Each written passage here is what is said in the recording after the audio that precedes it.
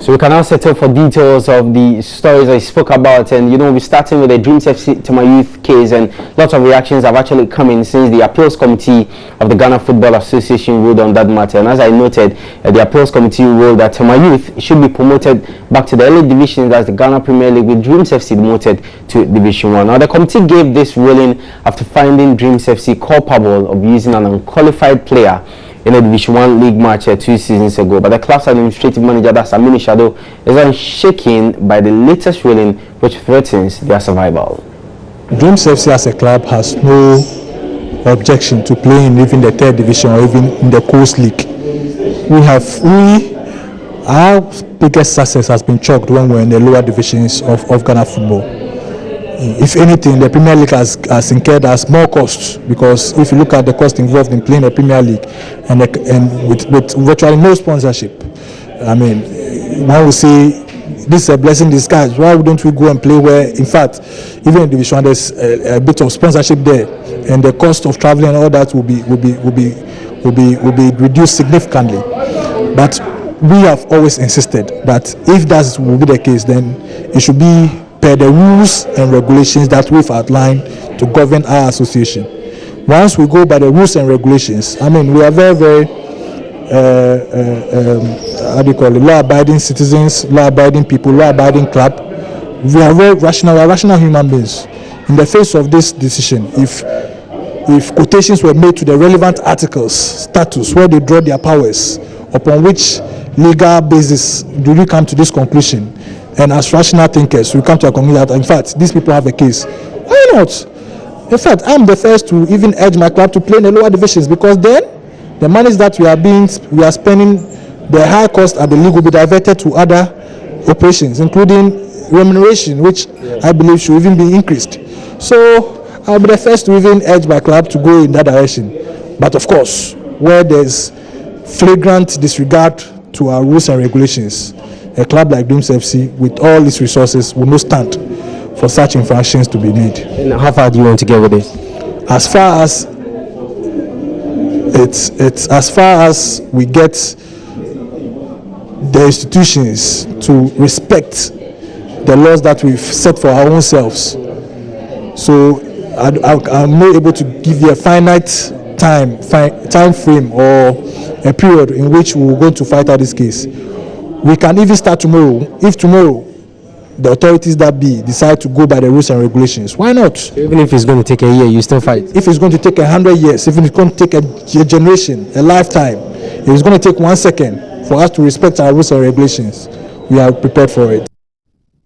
So that's Aminu Shado, he's administrative manager for Dreams FC. The full interview will be aired at 2 on our major sports bulletin, that's Sports Today with Nathaniel Atto. Now, Black Star striker David Akam says he wants a new challenge after spending 3 seasons in the Major League Soccer. Now, Akam has established himself and made huge impact since joining Chicago Fires. Now, the 24-year-old who has a year left on his contract with the MLS side says he's open to a move. Yeah, I think so. At the moment, I'm still considering other things. I won't say offer other things, and I don't want to show disrespect to my club because I have a contract with them, and no matter what, I have to handle the club. I have to handle the offer. So, but at the moment, if something good comes up, and I'll sit down with the club and we'll see what's best for both of us.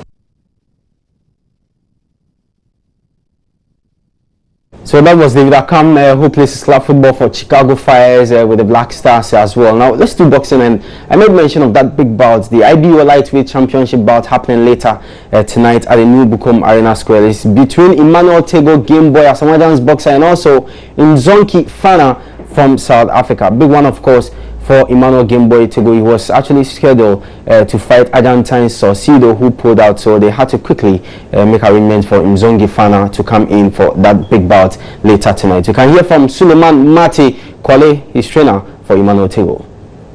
I could say the preparation is great. It's very, very great.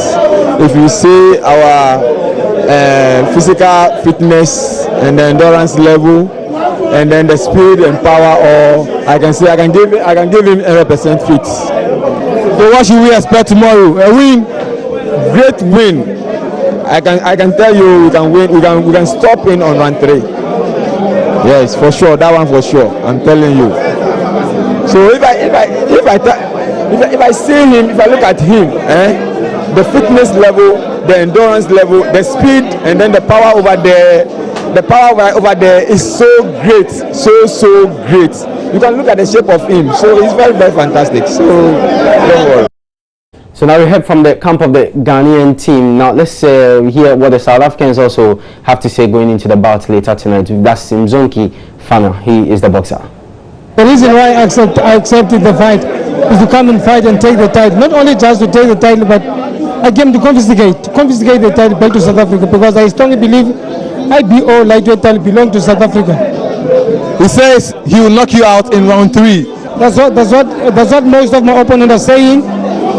Talk about knocking out. It's not easy, and it's not going to be easy. Never be an easy road. In boxing, you have to respect the opponent, and more important, respect your words. I want to say, like I said, to all the boxing loving people, to all the supporters of boxing in Ghana and surrounding area, to come and support sport. To come and support sport of boxing. This is sport, but this is boxing. This is sport. This is not a hooligan sport. This is not a rude boy sport. This is a gentleman sport. We can fight the full 12 round in the ring, but at the end of the day, we're gonna kiss and hug each other. So this is a gentleman sport. People must come in numbers and support the sport of boxing. So it's happening tonight at the new Bukum Arena Square. You make your way there. If you don't have tickets, see me. I'll get you a ticket to, see that bout. So it's happening. I'll be there myself, Emmanuel Gameboy Tego, and also Fana Mzonke for the IBO lightweight world title bout. So the first time in about how many years? 20 years we are going to witness this year in Ghana, and we hope that this man, that's Emmanuel Tego, will be able to win this world title bout. Now we can go back and do football, but on the international scene, and Steve McLaren has backed New England manager Gareth Southgate to succeed. Well, Southgate was appointed manager of the team. That was yesterday, and Steve McLaren was also a former manager of England, and he is backing the young man to succeed. So we still stay in England, and lots will be happening this weekend. English Premier League matches to watch out for. Manchester United, City, you can talk of Liverpool, Chelsea, all will be in action. So we'll check fixtures of matches that will be played this weekend in the English Premier League, starting from Saturday as well as Sunday matches will happen. It will be on your screens pretty shortly, so you have an idea of which team your team is meeting. So there you go. We have City will take on Chelsea, the biggest game this weekend is happening on Saturday, and also Tottenham Hotspur, Swansea, Stoke City, Burnley, Sunderland, Leicester City, Crystal Palace, Southampton, and we'll have West Bromwich Albion, Watford, West Ham, Arsenal, and Bournemouth will take on Liverpool. That's happening on Sunday, as well as Everton, Manchester United is happening on Sunday. Then Monday we'll have Middlesbrough, they will take on Hull City.